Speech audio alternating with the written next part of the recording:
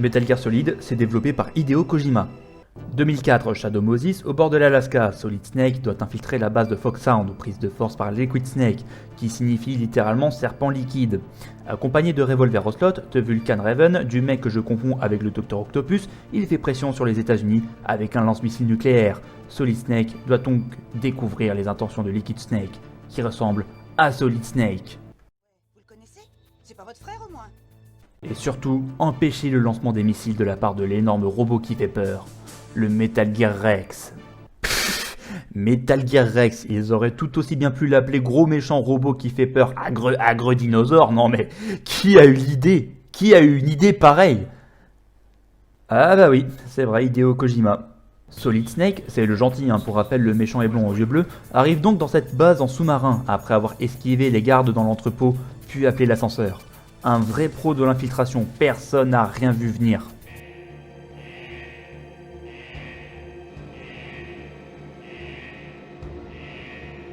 Attends, mais il laisse ses vêtements au beau milieu comme ça? Non mais attends, il suffit qu'un soldat génome appuie sur le bouton de l'ascenseur, trouve une tenue de plongée, un casque au beau milieu pour que Snake se fasse cramer.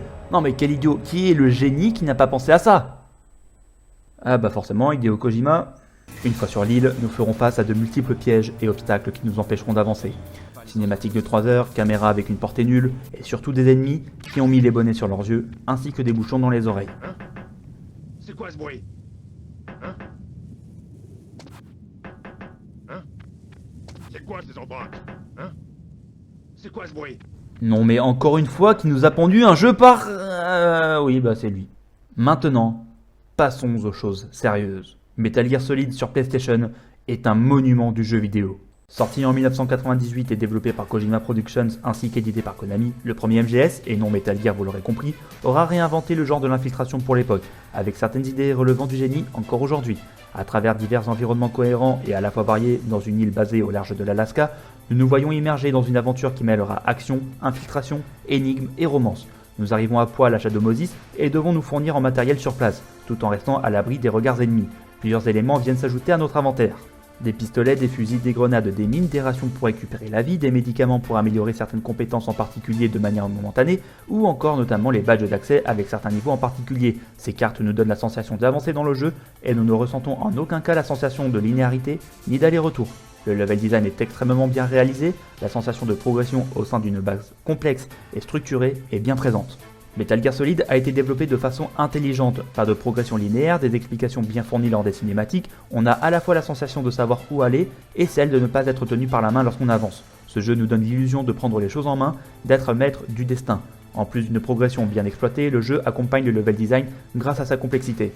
Vous avez bien entendu, j'aime souvent relier l'histoire à l'ambiance, au décor, mais ici je préfère le coupler au façonnement du jeu, à la structuration de l'environnement et des décors dans lesquels nous évoluons. L'histoire nous donne également la sensation de savoir où aller, sans pour autant nous tenir par la main. Bien que l'on ait énormément de cinématiques, celle-ci se révèle fructueuse en informations et grâce à cela, nous avons ici une histoire riche, expliquée dans les moindres recoins, qui prend son temps pour être racontée le mieux possible.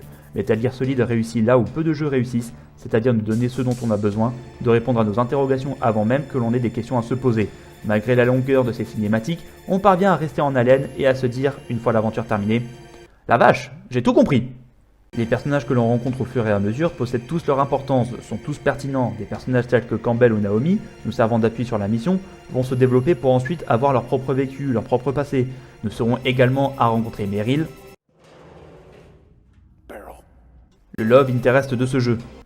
Mais moi je veux faire l'amour! Je veux faire l'amour! Dr Emmerich, un continent avant l'âge, et d'un autre côté, même Psycho Mantis. Belle transition d'ailleurs pour vous parler des boss Ocelot, Psycho Mantis pour ne citer que, chaque boss aura sa particularité, ses points forts et ses faiblesses. Tous nécessiteront une approche différente afin d'être vaincus, et même si le jeu grossit parfois un peu le trait avec le vécu de certains d'entre eux, qui ne nous apportent pas grand chose, nous gardons tout de même en mémoire certaines phrases mémorables. Un peu tirées par les oreilles certes. Et bon sang, vous ai-je parlé du combat contre Psycho Mantis? Rien que l'idée pour trouver sa faille relève du génie. C'est quand même génial d'avoir pensé à ça. Je n'en dirai pas plus pour ceux qui souhaiteraient découvrir ce jeu même plus de 20 ans après sa sortie, mais c'est ce genre de petits détails qui vont faire de MGS un intemporel du jeu vidéo. Non mais qui a eu l'idée de faire... Oh ça va, j'ai compris, j'arrête. Si ce jeu est autant incontournable après tant d'années, ce n'est pas seulement pour son gameplay aux petits oignons, sa progression très bien structurée, ses boss brillants, son scénario très bien développé. En plus d'être très bon graphiquement pour de la PS1, la bande sonore se révèle tout aussi exceptionnelle que les autres points. Rien que la musique de l'écran titre.